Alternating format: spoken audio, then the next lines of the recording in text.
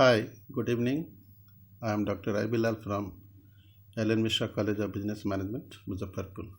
In this session, we shall understand the principles of software engineering. What principles do the software engineers follow for the development of quality software? Software engineering is a branch of engineering that focuses mainly on the development and maintenance of software products. Software engineers build software using the same or similar language that is bound by sets of software engineering principles, methodologies, and best practices. So what should be the best practices? What should be the principles that software engineers must follow to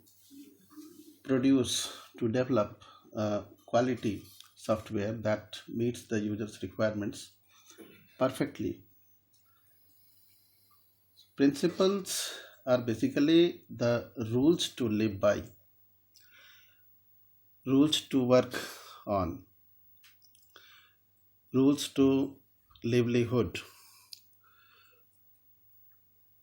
They represent the collected wisdom of many dozens of people who have learned through experience.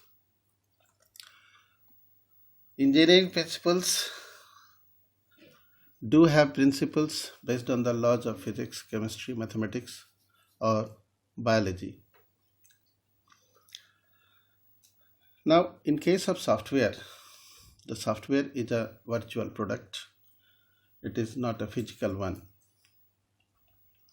Hence, the physical laws do not apply in case of development of a software. Software engineering principles have evolved based on observations of thousands of projects.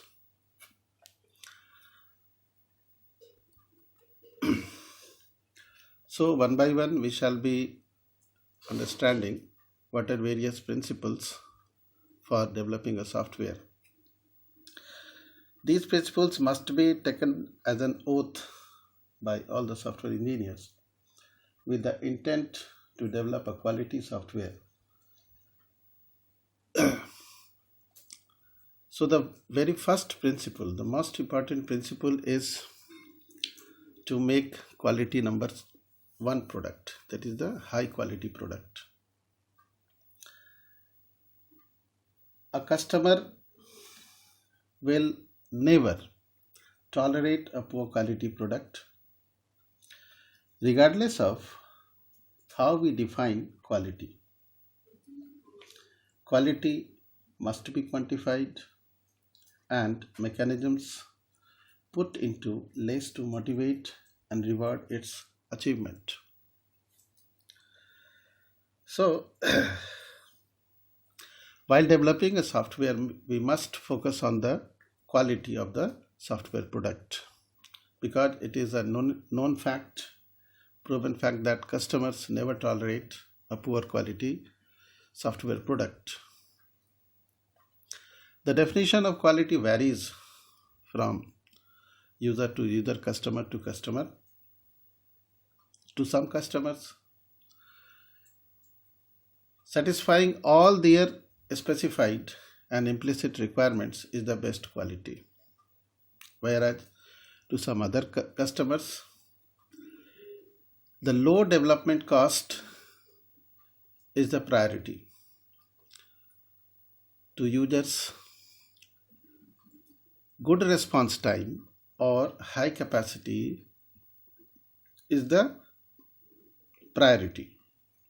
For some users, good response time, that is to get the results quickly, and high capacity of the software is the priority. But for a developer, elegant design or elegant program with no or least defect is the best quality product. So in short, in brief, we can say that the quality is one that best suits to the user's needs, that best meets the requirements of the users, or we can say The quality is one that makes a customer happy. Now the second principle of the software engineering is the high quality software is possible, because we are saying always intend to develop quality number one software. So this is not impossible. Developing a high quality software is not impossible, it is possible, provided that we understand the problem perfectly. So what is required in developing a high quality software? Before developing the code, before writing the code, the problem must be clearly understood. For this, the software engineers are required to have a problem study. And for better understanding, the problem must be decomposed into smaller fragments, because one problem might be consisting of number of problem components. So it is better to understand the problem at a smallest level. So the next is the problem understanding. Now, while understanding the problem involve the customer, they would be making the problem more clear to the software engineers.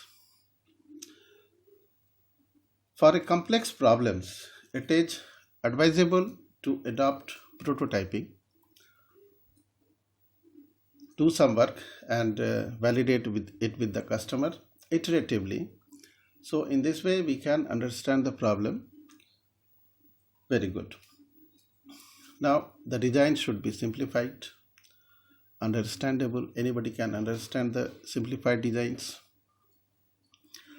Now while working with the software, reviews and inspections should be made on the continuous basis at a certain period of times. Reviews and inspections of design, of code, and whatever process is going on. Periodic reviews and inspections are very essential, important work to find out the faults or errors in the work. And to have a high quality software, it is very important to hire best people, knowledgeable people having a lot of experience. So it is great to think ahead and plan for a future. But at the same time, focus should be on building reliable, effective code that user can use in the present. Understand and analyze the problem completely before we try to implement a solution. Third one is have a rigorous process. Software engineering is a creative design activity, but must be practiced systematically in a disciplined way. We solve some complex problems, hence we need to be mindful of taking a logical and disciplined approach to solve. We require a rigorous approach to manage our projects. Fourth principle is determine the problem before writing the requirements. Unless we determine the problem, we cannot perfectly write the requirements. We cannot perfectly determine the requirements. And unless the requirements are perfectly determined, we cannot develop a correct software. Correct software means the software that perfectly meets the user's requirements. So, understand the problem first. Then, gather the requirements of the user, both functional and non-functional requirements, through various techniques, that is through meetings, interviews, direct observations, internal and external documents of the organization, through questionnaires. Functional requirements are those requirements that are explicitly specified by the users, by the customers. These are not called normal requirements or explicit requirements. Whereas non-functional requirements are those that are not explicitly specified by the users, rather these are understood. So it is also known as implicit requirements. So for developing a correct software, the software engineers are required to gather both the requirements, functional as well as non-functional requirements. Now, after analyzing these requirements, the software engineers are able to determine what exactly users need. That is the determination of requirements. Now, what should be the problem solving strategy in understanding the problem and determining the requirements? The best policy is divide and rule or divide and conquer. The larger problems have number of components that are interconnected together. So understanding a larger problem at this stage becomes very much complex because there would be number of variables and the variables would be interrelated. So it becomes difficult to understand perfectly. So better strategy is to decompose large problems into number of smaller problems so that independently we can understand each problem and then its interrelationship with other problem components. So this is how complex problems become manageable.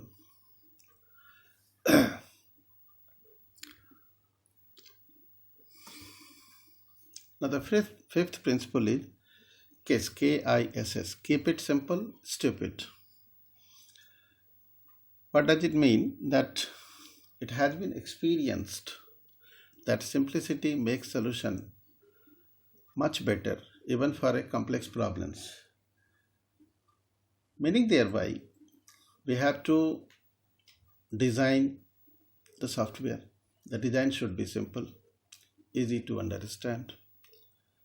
The documents should be simple so that anybody can read the document and can understand the things well. Even the programming algorithm should be simple. If it is made complex, then there would be a problem in maintaining the software, in making changes in the software. The maintenance cost would be very high. So this is very applicable that the everything, that is the design, the code, test approach, documents should be made simple. Sixth one is never stick to one design. Means every design has its own cost and quality. If we make 3 designs and then we evaluate the cost and quality, you would find every design has different cost and different quality. So it is better choice, better suggestive that we must construct not very much, few alternative designs, evaluate each design from the point of view of cost and quality, and among them select the best one, the one that best suits to the cost as well as quality. Next principle is use an appropriate process model. For developing a software, there are number of process models, and with each process model we can develop software. So what is stated here is that the appropriate process model would lead to a quality software. Means one model may be appropriate for one application but might not be appropriate for another application. So selection of process model is very important, and this selection is based on the nature of problem, that is whether it is simple or complex, whether it is routine or random, structured or unstructured, extent to which requirements are understood, what is the corporate culture, what is the application area, and what is the volatility of requirements, means whether the requirements are consistent or it is changeable frequently. Nature of customer, behavior of the customer, assessment of risks, and the environment. Now the eighth principle is minimize intellectual distance. This is also very important principle of software engineering. Edsger Dijkstra defined intellectual distance as a gap between the real world problem and the solution to the problem. A gap between real world problem and the computerized solution to the problem. What happens? Most of the intellectual people,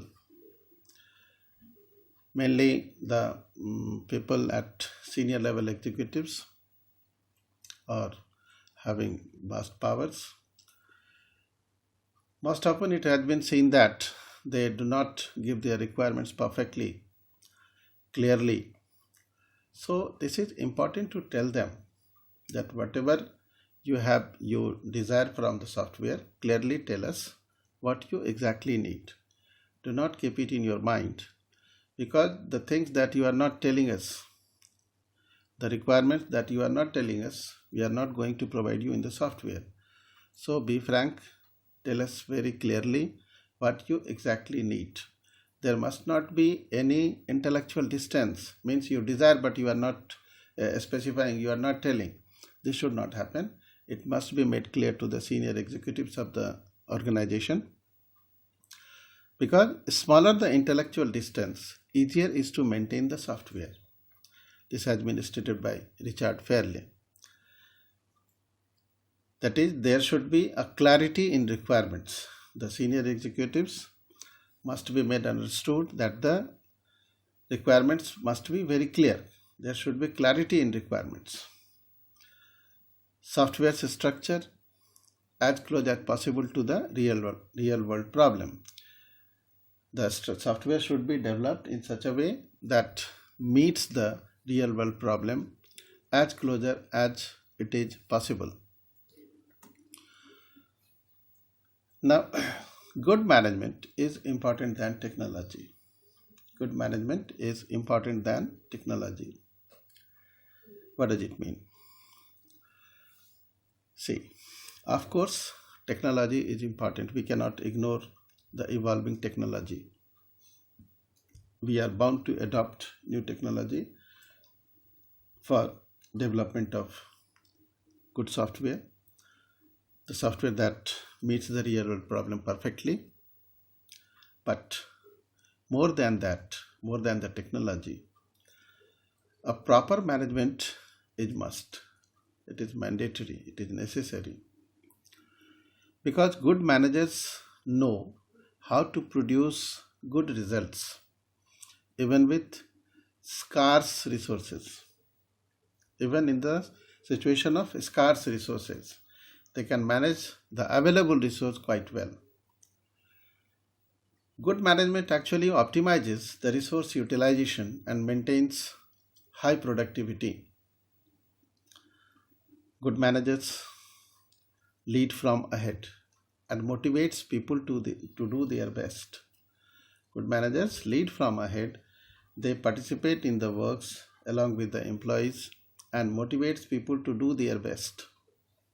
So even with the scarce resource, having skilled people, a good management can do better. Most software products are successful due to good management and good marketing.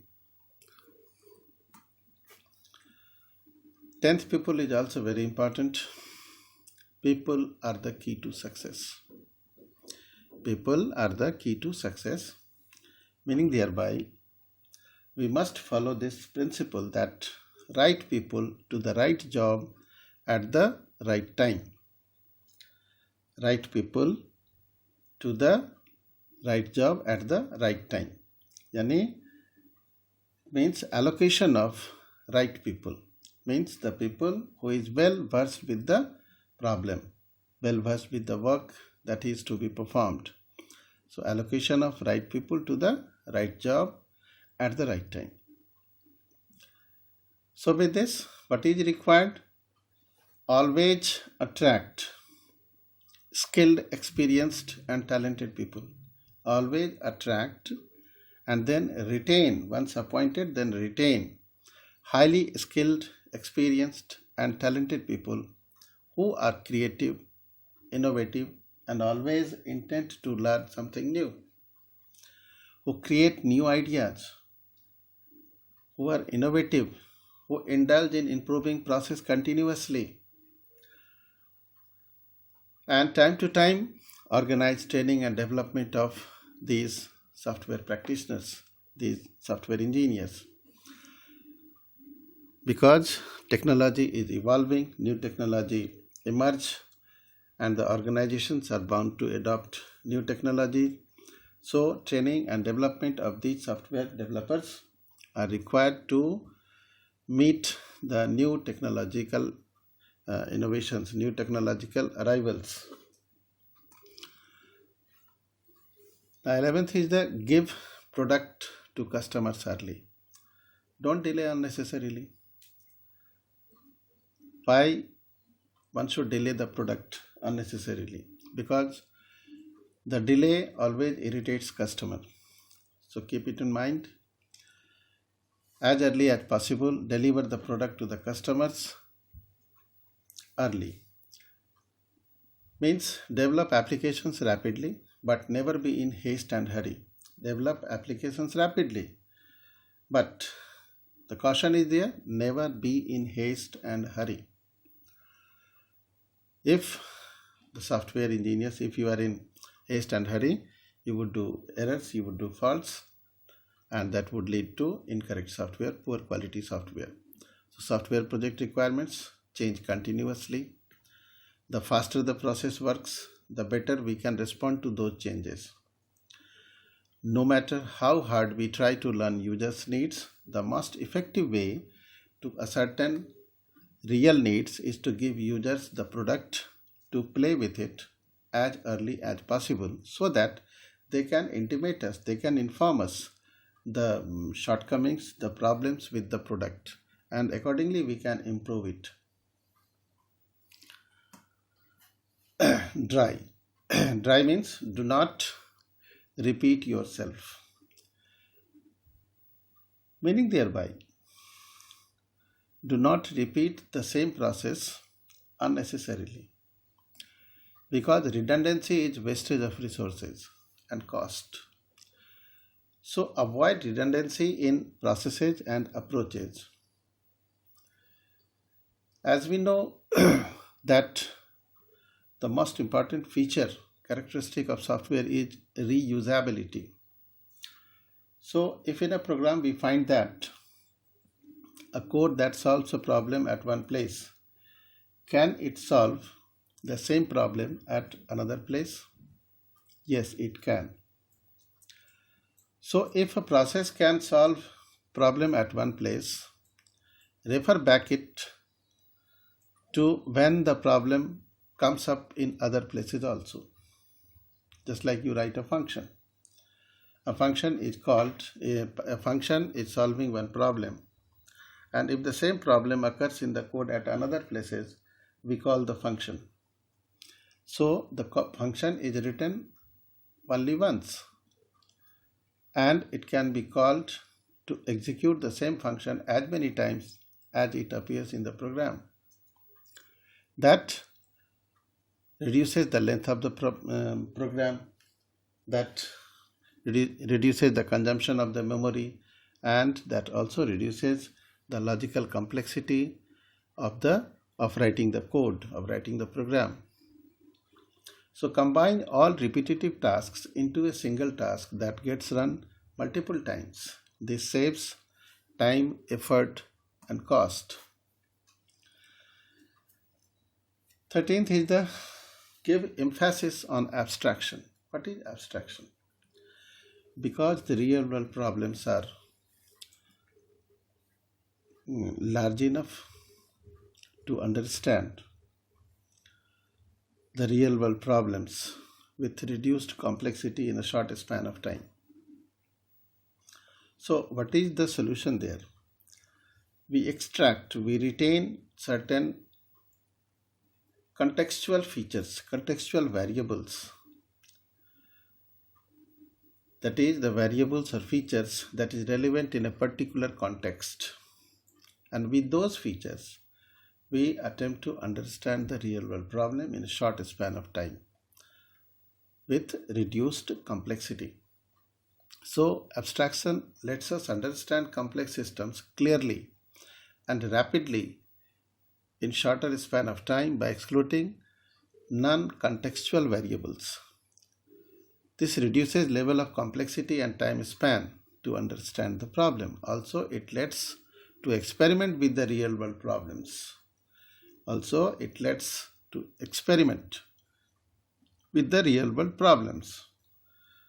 Software engineering is indeed all about abstraction or ignoring the details and solving higher order problems. For example, if you have to write a code, if you have to understand a problem, what do? You write a flowchart, you write an algorithm. If anybody has to understand the computer, draw a block diagram. Block diagram is an abstraction.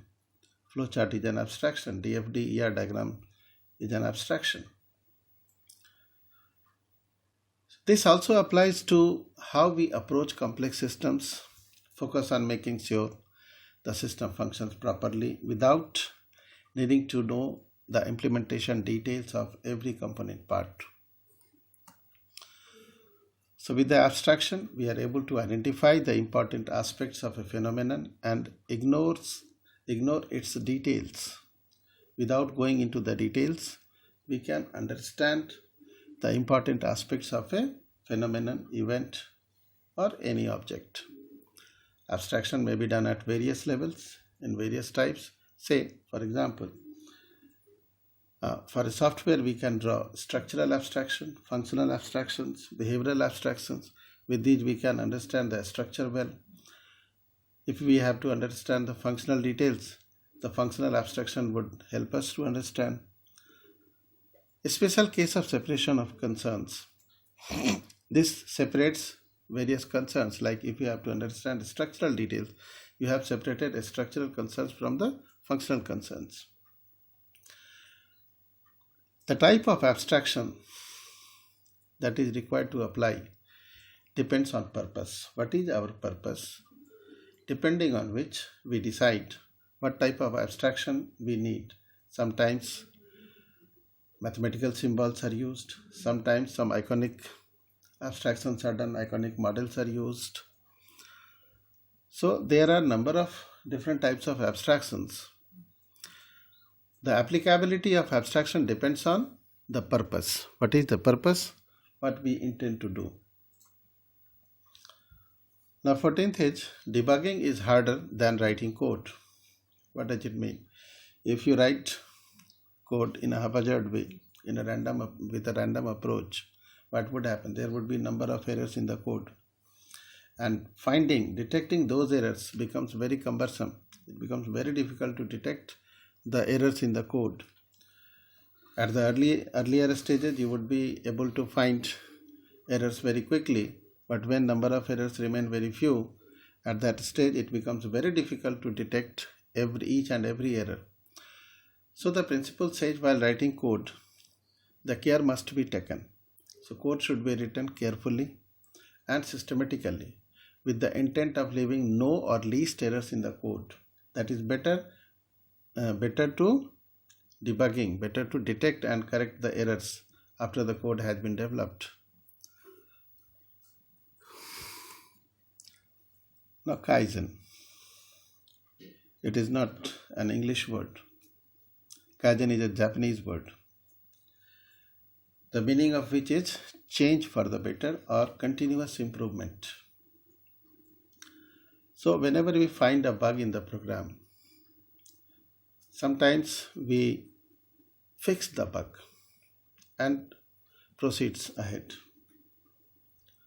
Whenever we find a bug in the program, we try to find it, but if we are not able to detect the bug, what do? We fix the bug and then we proceed ahead.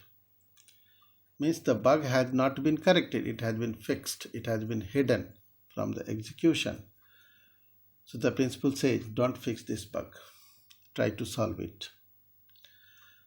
Because a band-aid bug doesn't help if the real problem is a design flaw, which it usually is. Means this bug might be due to coding problems, or this bug might be due to design problems, design flaws, mostly which happens, or this bug might be due to non-understanding of the user's requirements, misconception of the problem. So if we fix the bug, we are not able to detect what is the design error or whatsoever. So never attempt to fix the bug, rather try to solve it. With this, what happens? We improve our approach, we improve our operations, because we look into the bug, look into the regions of the bug. So in this course of action, our process gets further improved. And while improving this, if you are alone or unable to detect these bugs, involve other employees also. Then comes, remember that you won't be using the software. Remember that you won't be using the software. Means the software would be used by somebody else, whom we call user. So don't think from your own mind while designing and writing the code. Think it from the mind of customer. While designing the software, while writing the code, think about the user, not yourself, not from your mind. That is, whenever we write code, and if we imagine that the software would behave like this is from your own thinking. The user might not be very much versed in the computer operations, software operations. They won't be able to understand the technicalities. Okay, so the technical competency that you have, it is not necessary that that level of technical competency would be with the users, with the customer, or familiarity with the system. So think from the mind of the customer and what they can do, how they would use the software, how would they input values into the system, how would they be responding with the outputs. So from their mind, we have to design the software, and accordingly we have to write the code.